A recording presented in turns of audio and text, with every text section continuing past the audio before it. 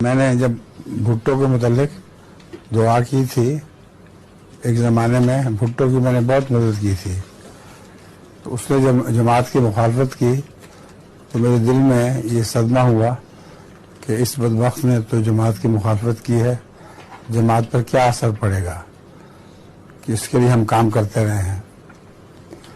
تو اس وقت رات کو 2 بجے کے قریب میری آنکھ کھلی تو میں بڑے زور سے قرآن کریم کی آیت پڑھ رہا تھا، اذھب عمر اذھب عمر۔ میں جو سکیمت بنا رہا تھا بھٹو کو ذلیل و خوار کرنے کی، اس کی جواب میں خدا تعالیٰ نے مجھے کہا کہ جو اسکیم ہم نے بنائی ہے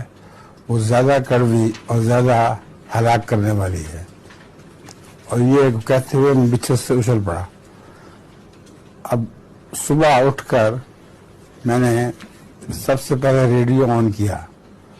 تو ریڈیو پر پتہ چلا کہ رات 2 بجے جس وقت میں رویا دیکھی تھی یا کشف نظارہ دیکھا تھا،